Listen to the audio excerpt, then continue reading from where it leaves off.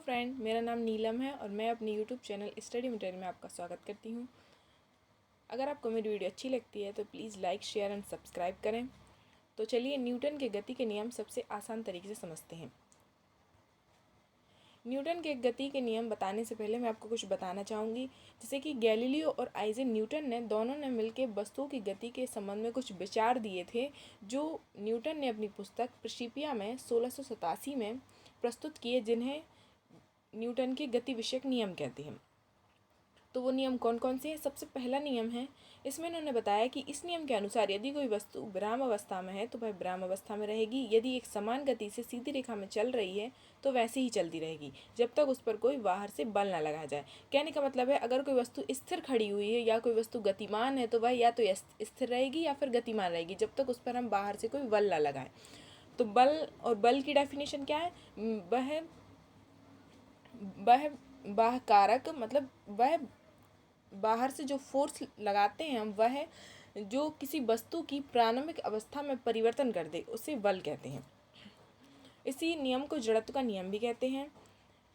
इस नियम से स्पष्ट है कि किसी वस्तु के अवस्था परिवर्तन हेतु एक बल का होना आवश्यक है। मतलब किसी वस्तु की अवस्था में परिवर्तन करने के लिए हमें बाहर से एक फोर्स लगाना पड़ेगा जब उसकी अवस्था में परिवर्तन होगा। अब जड़त्व क्या कहलाता है? किसी वस्तु का वह गुण जिसके कारण वस्तु वह बल की अनुपस्थिति में अपनी नियत अवस्था में बनी रहती, अतः परिवर्तन का प्रतिरोध ही जड़त्व कहलाता है। कहने का मतलब है कि अगर कोई वस्तु स्थिर खड़ी हुई है तो अगर उस पर हम बाहर से कोई बल ना लगाएं तो वह स्थिर ही खड़ी रहेगी। इसी को जड़त्व कहते हैं। इसके कुछ एग्जाम्पल है, जैसे कि चलती हुई ट्रेन या बस से उतरने वाले व्यक्ति को थोड़ी दूर तक उसी दिशा में दौड़ना पड़ता है। क्यों दौड़ना पड़ता है? क्योंकि चलती हुई ट्रेन और बस, इसमें पहले क्या लिखा हुआ है? चलती हुई ट्रेन, मतलब कि गतिमान है चीज़, मतलब ट्रेन भी गतिमान है और बस भी गतिमान है, तो हमें इंसान को भी थोड़ी देर के लिए गतिमान रहना पड़ेगा।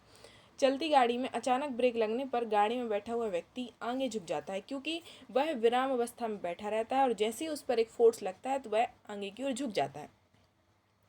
और एकाएक चलने पर व्यक्ति पीछे की ओर झटका लगता है, मतलब कि कोई वस्तु स्थिर, वह व्यक्ति है जो वो विराम अवस्था में है लेकिन उस पर एक बल लगाया गया जिसकी वजह से वो आगे और पीछे झुक रहा है। पेड़ की शाखाओं को जोर से हिलाने पर उसमें लगे फल टूटकर गिर जाते हैं। क्यों? क्योंकि पेड़ पर जो फल लगे हुए हैं वह विराम अवस्था में है, लेकिन हम उस पर एक फोर्स लगाते हैं जिसकी वजह से वह टूट कर नीचे गिर जाते हैं। इसी को न्यूटन का पहला नियम कहते हैं। न्यूटन की गति का द्वितीय नियम, सेकंड लॉ ऑफ मोशन। किसी वस्तु का द्रव्यमान और उस पर उत्पन्न त्वरण उस वस्तु पर लगाए गए बल के अनुक्रमानुपाती होता है। इसी को संवेग का नियम भी कहते हैं। अब सेकंड जो न्यूटन का नियम है वो ज़्यादातर लोगों को इसकी डेफिनेशन याद नहीं होती। क्यों? क्योंकि हम इसको अच्छे से समझते नहीं हैं। अब देखो, इसमें इसमें एक एक वर्ड का मतलब समझते हैं अपन। जैसे किसी वस्तु का द्रव्यमान, द्रव्यमान मतलब होता है भार, उस पर उत्पन्न त्वरण, त्वरण मतलब होता है उसकी गति, और उस वस्तु पर लगाए गए बल के अनुपाती होता है। मतलब किसी वस्तु का भार कितना है, उसकी गति कितनी है, उसके हिसाब से हम उस पर जो फोर्स लगाएंगे उसी को न्यूटन की गति का द्वितीय नियम कहते हैं। अब बल इक्वल टू द्रव्यमान इंटू त्वरण, F इक्वल टू ma। इसके कुछ उदाहरण हैं, अब इनको उदाहरण समझते हैं।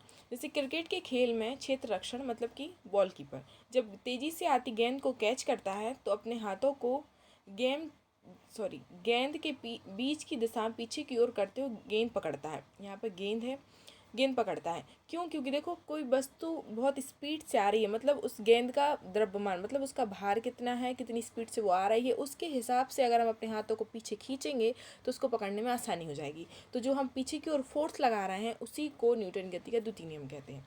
यह भी हल्की और भारी दो गेंदें एक समान वेग से गतिशील है तो हल्की गेंद को कैच करना आसान होता है। क्यों? क्योंकि हल्की गेंद कम गति से आती है और भारी गेंद अधिक गति से आती है, तो हल्की गेंद को पकड़ना आसान होता है क्योंकि उस पर हमें कम फोर्स लगाना पड़ेगा। न्यूटन की गति का तृतीय नियम, इसे क्रिया प्रतिक्रिया का नियम कहते हैं। न्यूटन की गति का सबसे सरल नियम है। प्रत्येक क्रिया की उसके बराबर तथा विपरीत दिशा में प्रतिक्रिया होती है, इसे ही न्यूटन के तृतीय नियम कहते हैं। अब इनको उदाहरण से समझते हैं। जैसे कि बंदूक से जब गोली छोड़ी जाती है तो हमें पीछे की ओर झटका लगता है। इसका कारण है कि जितने बल से गोली आगे जाती है उतना ही बल वह प्रतिक्रिया स्वरूप बंदूक पर लगाती है। कहने का मतलब है, बंदूक आगे की तरफ जा रही है लेकिन जो फोर्स है उसका पीछे की तरफ लग रहा है, तो इसको गति का तृतीय नियम कहते हैं। क्यों हो रहा है? क्योंकि इसमें क्रिया प्रतिक्रिया का रूल फॉलो हो रहा है। रॉकेट की गति इससे निकलने वाली तीव्र गैसीय निकास की प्रतिक्रिया होती है। मतलब रॉकेट जो आगे की तरफ जाता है तो उससे ईंधन में गैसीय निकास होता है, जिससे उसका ईंधन पीछे क्यों निकलता है। तो रॉकेट की गति कौन से नियम फॉलो करती है, क्रिया प्रतिक्रिया का नियम, मतलब न्यूटन की गति का तृतीय नियम। नाव को चलाने में चंपू से जल को पीछे क्यों धकेलना पड़ता है, मतलब उसको आगे बढ़ाने के लिए हमें फोर्स पीछे क्यों लगाना पड़ रहा है। आपको समझ में आ गया होगा। संवेग संरक्षण का सिद्धांत। संवेग संरक्षण का सिद्धांत क्या कहलाता है, जो सिद्धांत न्यूटन की गति का दूसरा और तीसरा दोनों नियम को फॉलो करता है, मतलब दोनों नियम जिसमें मिक्स हो जाते हैं उसे संवेग संरक्षण का नियम कहते हैं। उदाहरण है इसके कुछ, जैसे कि रॉकेट का उड़ना क्रिया प्रतिक्रिया एवं संवेग संरक्षण के सिद्धांत पर आधारित है। जैसे कि रॉकेट जो उड़ रहा है तो यह द्वितीय और तृतीय दोनों नियम फॉलो कर रहा है, मतलब अगर ये आगे की तरफ जा रहा है तो फोर्स पीछे की तरफ लग रहा है। यही कुछ मिलता जुलता सेकंड नियम में बताया गया था, और यही थर्ड नियम का रूल है। संवेग संरक्षण के कारण ही जब कोई व्यक्ति नाव से कूदता है तो नाव पीछे की ओर खिसकती है। तो कूदने से उस पर जो पीछे की तरफ फोर्स लगता है वही संवेग संरक्षण का सिद्धांत है। तो अब सेकंड और थर्ड को थोड़े अच्छे से समझ लेना, क्योंकि ज़्यादातर लोग सेकंड और थर्ड में कंफ्यूज होते हैं। तो लेकिन दोनों नियम अलग अलग हैं, दोनों में कोई एक दूसरे से कोई मेल नहीं खाते। Thanks for watching.